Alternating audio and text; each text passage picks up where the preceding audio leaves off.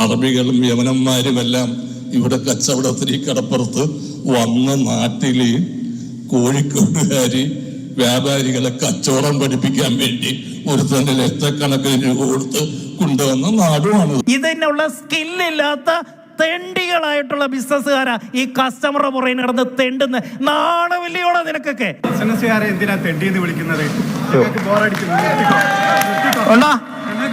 നിങ്ങൾ 1 മണിക്കൂർ ഞങ്ങളെ ഇവിടെ വെയിറ്റ് ചെയ്യിച്ചില്ല. ബിസിനസ്സുകാരെ തെണ്ടി എന്ന് പറയാൻ ഞങ്ങളൊക്കെ ബിസിനസ്സുകാരെ വിളിക്കാൻ ഞാൻ തെണ്ടിയല്ല. എടാ ഇയാളെ വിളിച്ചോ ഞാൻ കേട്ട് വ്യാപാരികൾ തിരിച്ചു പോകേണ്ട ഗതികേടും വന്നു.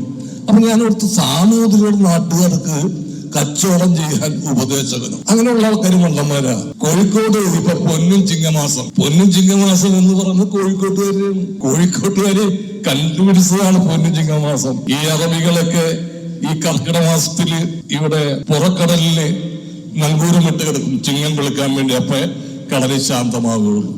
ചിങ്ങം വെളുക്കുമ്പോ അറബികളും യവനന്മാരും ഒക്കെ കരക്ക് വന്ന് ഇവിടെ നിന്ന് പുകയിലയും സുഗന്ധദ്രവ്യങ്ങളും ബീഡിയും സിഗരറ്റും എല്ലാം അറബികളെ ഇവിടെ നിന്നാണ് കൊണ്ടുവരുന്നത്. പകരമായിട്ട് അവര് നമുക്ക് സ്വർണം തരും. അങ്ങനെ സ്വർണം തരുന്ന മാസമായതിന്റെ പേരിലാണ് നമ്മുടെ ചിങ്ങമാസത്തിനെ പൊന്നും ചിങ്ങമാസം എന്ന് കോഴിക്കോട്ട് വരെ വിളിച്ചത്.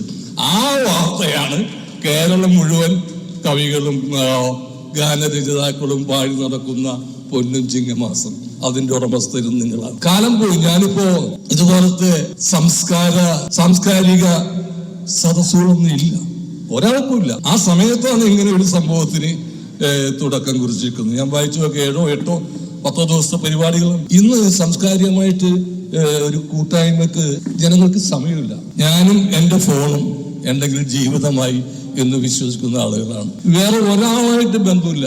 പണ്ടൊക്കെ ആണെങ്കിൽ നമുക്ക് വായനശാലയിൽ ചെന്നാൽ കാണാം, ഒരു ചായക്കടയിലെ രാഷ്ട്രീയത്തിൽ ജനങ്ങളെ കാണാം, അല്ലെങ്കിൽ മരണ വീടുകളിൽ ചെന്നാൽ കാണാം, കല്യാണ വീടുകളിൽ ചെന്നാൽ കാണാം. എവിടെ ചെന്നാലും സദ്യ ഉണ്ണുമ്പോഴും മരിച്ച ആളുടെ അടുത്തിരിക്കുമ്പോഴും മൊബൈലുമായിട്ടിരിക്കണം. ഇന്ന് ഞാൻ ശ്രദ്ധിക്കുകയായിരുന്നു, ഞാൻ പറവൂർന്ന് കോഴിക്കോട് വരെ എത്തുന്ന നേരം റോട്ടിലൂടെ പോകുന്ന പെൺപിള്ളേരെല്ലാം മൊബൈൽ ഫോൺ പിടിച്ചിട്ട് സംസാരിച്ചിട്ടാണ് പോകുന്നത്. നിങ്ങൾ നാളത്തോളം ശ്രദ്ധിച്ചോ? അവർക്ക് ഇത്ര ഇന്ത്യ ഭരിക്കുന്ന മോദിക്കുണ്ടാവൂലേ ഈ തിരക്ക്? നടക്കുന്ന വഴി ഫോൺ ചെയ്തിട്ട് പോവുക. ഇവര് എന്തെന്നാണ് പറയുന്നത്? ആരോടാ പഠിക്കുന്ന പിള്ളേരാണ്. നമ്മുടെ തലമുറയെ സംസ്കാരം എന്താണെന്ന് പഠിപ്പിക്കേണ്ടിയിരിക്കുന്നു. അവർക്ക് കേരളത്തിനോടൊക്കെ പരമ പുച്ഛോ പുതിയ. അവർക്ക് ഇവിടെ വിട്ടുപോകാനാണ് താല്പര്യം. പഠിക്കുന്ന എല്ലാവരും ലക്ഷ്യം UK, അമേരിക്ക, ഓസ്ട്രേലിയ തുടങ്ങിയ സ്ഥലങ്ങളിലേക്ക് പോകാൻ. സ്വന്തം നാട്ടിൽ നിൽക്കാൻ താല്പര്യമില്ല. അപ്പോൾ സംസ്കാരം എന്ന് പറയുന്നത് കുട്ടികൾക്ക് അറിയില്ല. അത് സംസ്കാരമാണ്. ഏകദേശം 50% കുട്ടികൾ മയക്കുമരുന്നിന്റെ അടിമപ്പെട്ട്